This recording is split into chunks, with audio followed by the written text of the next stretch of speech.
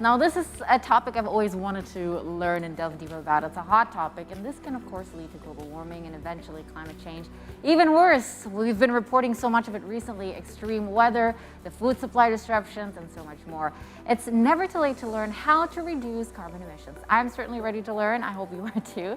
And without further ado, let's invite the experts to the studio. We have them right here: CarbonEthics Chief Executive Officer Agung Bimo Listyanu and CarbonEthics Chief Operating Officer Innandya Kolk. Hello, guys. Hi, good morning. Thank you so much for being here in such early morning. Yes. A pleasure to meet both of you. Great A to pleasure Thank to you meet so you too. much. Thank you so much. And we were just sitting in the makeup room just now while Paul was doing his sports. Yeah. And we were looking at your social media, and you've already been around for 3 years. So for those of us, for the first time hearing about CarbonEthics, can you tell us what CarbonEthics is all about and what you do? 3 years of impact, amazing. It is. So first of all, thank you so much for See Today for inviting us and giving us the opportunity to advocate the issue we believe in, which is climate change.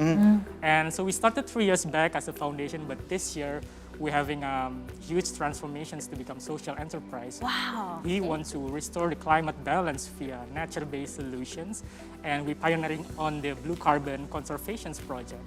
And we're helping the businesses and also individuals to understand their carbon footprint level and advise them how to reduce their emissions. And then at the end of the day, we engage them to offset their carbon emissions via carbon restoration projects such as mangrove planting, seagrass, and also seaweed. And our impact is not only focusing on the customer, but also to our farmers, socially and environmentally. Because in CarbonEthics, we have this social return on investment 1/4. So meaning for every $1 invested in CarbonEthics, we can deliver $4 social value in return. I see. Now, before we go further, let's dumb it down a bit. Let's say there's an audience at home who is just hearing about this terms for the first time. Will you explain what is blue carbon, what is carbon footprints? Yeah. So actually, carbon footprint is the carbon emissions that produce in our daily life. For example, such as the electricity, to power the studio. It also requires the energy coming from the coal or from other resources, for example. Yes. Yeah. So that's the carbon footprint. Okay. And then the blue carbon ecosystem is that the mangrove, seagrass, the seaweed that we know in the coastal sea that able to absorb carbon back to the soil, to the coastal environment. So this is how it works. Okay, so like what Kai just said also, we've been reporting about extreme weather and people are saying that this because of the climate change, and one of the main reason of climate change is carbon emission. But what are the major causes of carbon emissions? It is said that our food consumption can also produce carbon emission. How is that so? Yeah, so maybe I can help to answer that question. Yeah, I think please. everything in our life has carbon emission tagged to it, right? Yeah. So as you mentioned, your commute this morning, right? Or even the electricity that we're consuming right now has carbon emission. So when you ask about food, actually food and agriculture as an industry as a whole contributes to about 24% of greenhouse gas emission globally. So let's use a very easy example. This weekend I want to go for a sushi feast with my friends, right? And then I want to eat like salmon, which probably came from Japan. Yeah. And for that salmon to arrive in our table takes distribution, right? Yep. Which has emission, transportation and distribution, which has emission, right? And then, right, and then even if you wanna take out online, for instance, then it has an additional carbon as well associated to that food, to the salmon that you're eating. So as simple as that, if you wanna really understand that, you need to kind of draw backwards from the value chain and where those emissions take from. Well, here's an interesting thing, because my sister is very into the green lifestyle, and she is the one in the family who's telling, no, don't eat that. That is too, you're polluting the cities. And I was like, okay. But some people have actually gone vegan because they think that meat productions and distributions and That's right. that takes a lot of the carbon, contributes a lot to carbon emissions. But this is the elephant in the room. How do we truly, objectively, are able to calculate our carbon footprint? Because I mean, I'm commuting to the city because I live further away now in Tangerang, obviously, and that in itself already has carbon emissions. And my carbon footprint, the house that I live in, right, and things like that. How can you really calculate the carbon footprints, and what is the how do you say what is the indicator? Yeah. So good news is that it's actually pretty easy. So there is I think there's a simulation in our website. Oh, we do have? Yeah, so Okay. let's open carbonethics.org in our website. All right. I think. Okay, while we're waiting for the visuals, So you can always visit our website. We have a carbon calculator there, which everybody can access for free.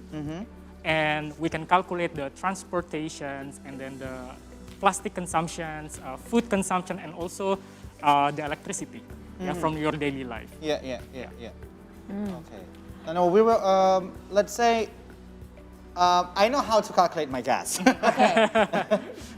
And then probably, let's say, we commute, like Kai is commuting from Tangerang. Right. Let me stand up and do this. Okay. So, So we have. can we show this on the camera? This is We have really the visuals interesting. already. There you go.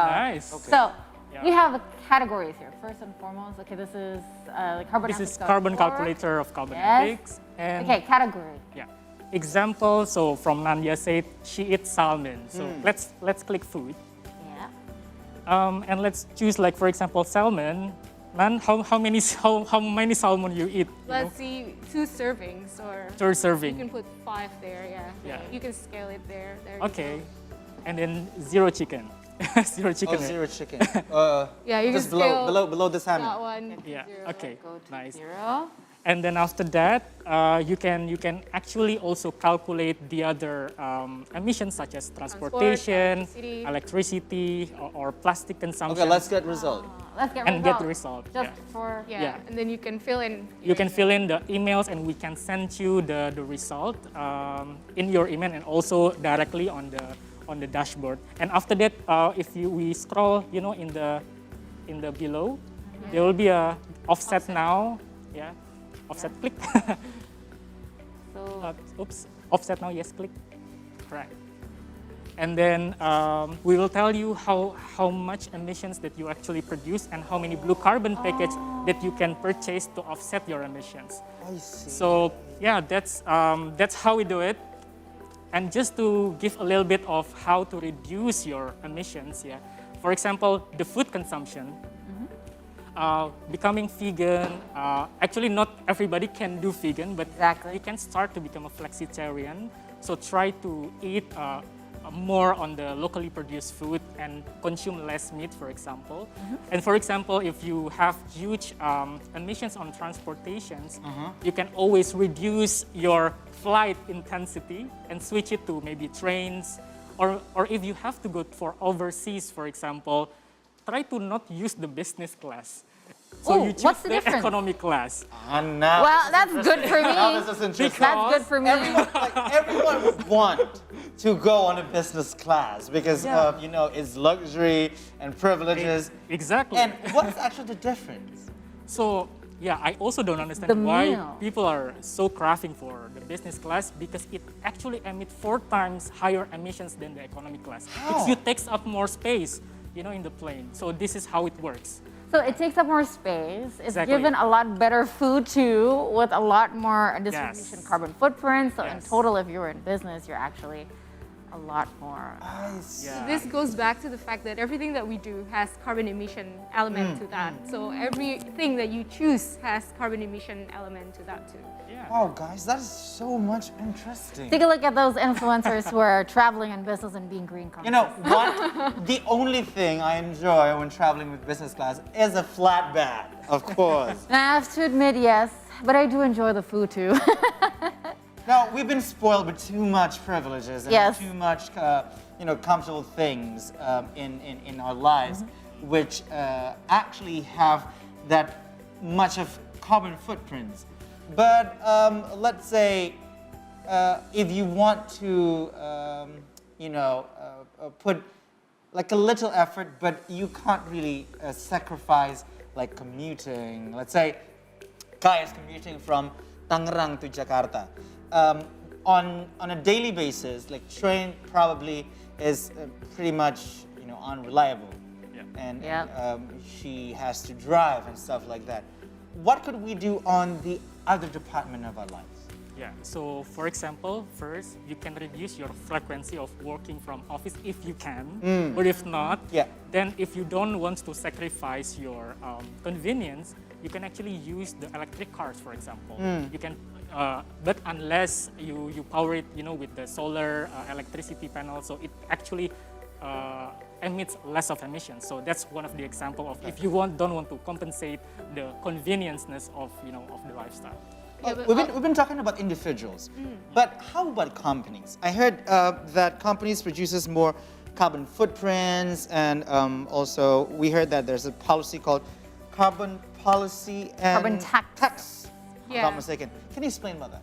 Yeah, so companies produce carbon emissions, and sometimes the production of those emissions, like for instance our energy and whatnot, is being consumed by individuals, right? So while it may be indirect for the companies, it's actually direct emission for individuals, right? So then that's kind of like the logic, because we're all sharing the same global atmosphere, we're all sharing the same carbon budget, right? So then going back from the company's lens and how the government want to help incentivize businesses to reduce their carbon emission, then we talk about carbon policy and carbon tax, which is basically referring to carbon pricing mechanism. So for carbon pricing mechanism, there are two dichotomies. The first one is market-based, and the second one is non-market-based.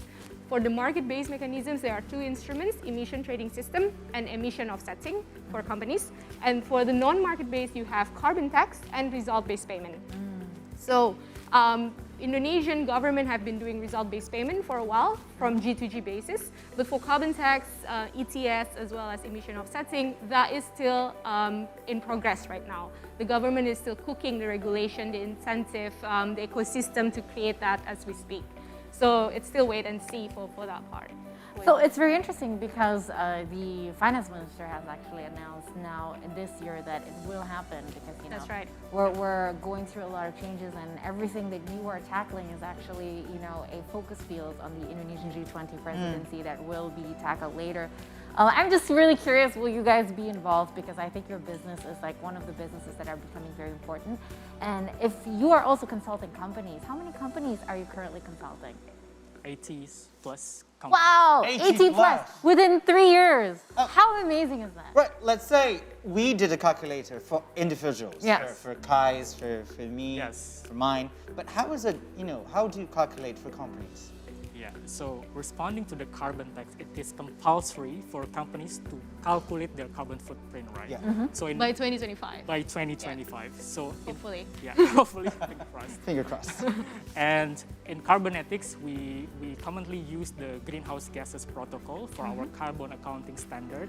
And there will be 3 scopes that we need to calculate. The first scope is the direct emissions of the company's facilities, such as your company's car. For example, picking up Innandya from home to the studio, there's also emissions there. So what CarbonEthics usually asks for the companies, okay, what's your fuel consumptions in liter, and what's your kilometer equivalent, and what's your machine, car type, etc. And then we can convert that to emissions. And then with the same principle, we can also do calculations for the second scope, the scope 2, which is the electricity that you purchase, to power up the studio.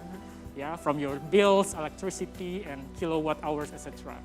And then the third scope is actually the indirect emissions coming from purchasing all of the goods. For example, TV, you're purchasing TV, you're purchasing camera.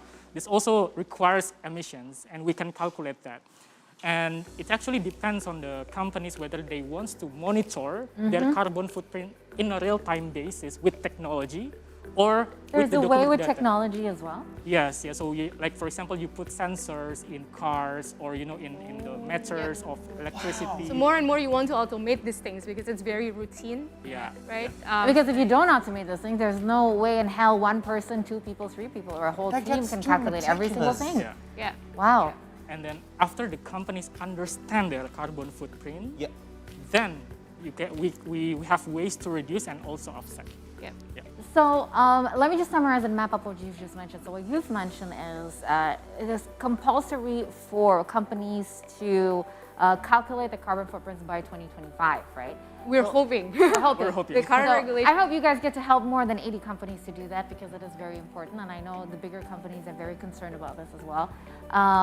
So that's first, and then from there you get to consult the companies how they can reduce and what things they can compromise based on the necessity of their operations, right? What is the potential of decreasing once you're aware of your carbon footprints, according to your experience? It's actually depends. So for example, usually companies have, there are actually companies that have sustainability target. We call it the science-based target. For example, they want to be net zero, for example, by 2030 or 2040. Yeah. So a lot of roadmaps to be done in those years. And it actually depends on the target that's set by the company. Is it net zero by 2030 or 2040, 2050? So it's gradual basis. They kind of wants to reduce their emission, and meaning to in the transition period they can offset their remaining emissions, for funding, for example, the blue carbon project of CarbonEthics, for example. So offset meaning is like in your website, right? Offset meaning in your website that if you have this much carbon footprint that you can pay the tax, if you may, Yes. by offsetting, donating to causes that is for the blue carbon. So it's basically polluters pay principle. So it's exactly. So it's Now that you put it that way, Yep. I understand. You have to I pay understand for more. it. Yes. You have to pay But okay, for it. let's say this is actually something interesting. Considering that we want to go to net zero carbon emission by 2040 for Indonesia, if I'm mistaken, and also we heard from the COP 26 last year, and this has been a hot topic among activists. right. So among NGOs, Yes. among organizations, also governments. Do you have anyone or any institutions, organizations working with you at the moment with carbon ethics? It's actually a Yeah, lot. we have a lot of A lot. So, organizations. corporates that has the sustainability plans, they also collaborate with CarbonEthics to make the climate action happen. We also have such as research organization like World Research Institute of Indonesia, for example, and we have also NGOs. And we're working with Y20, B20 as well. Exactly and for Nice. for calculating and offsetting their Yeah. emissions from the delegation. Yeah. A lot of organizations. So I think with climate change, it's a team sport. Like we cannot tackle it alone. So therefore, we always encourage for collaborations as well as think tank. Let's think about solutions together and do it together. Because for us, time is of the essence. Tick, tick, tick, tick, tick, Yes. tick, right? Yes, Like, we need to we do gotta it do now. it quickly. We need to Yeah. do it now. Because we've been seeing the extreme weather happening everywhere. Yeah. And the last 2 years have been Oh extreme. God, to that's begin like with, so many things happen. Yeah. But let's say I'm gonna ask you in a personal level, based on the speed of Indonesia's action on tackling the extreme weather and also the climate change at the moment. Is the target possible by 2040, 2030 for Indonesia to be net zero carbon emission?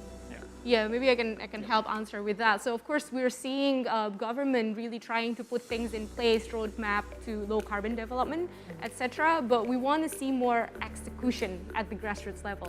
We want to see policies being in place and gets executed, and carbon tax being in place, etc. So we do believe that there's still a lot of room and space for more advocacy in this space, in order for us to switch from coal to cleaner energy, because that's kind of like the mother of all emissions. Yep. That's basically all we want to say.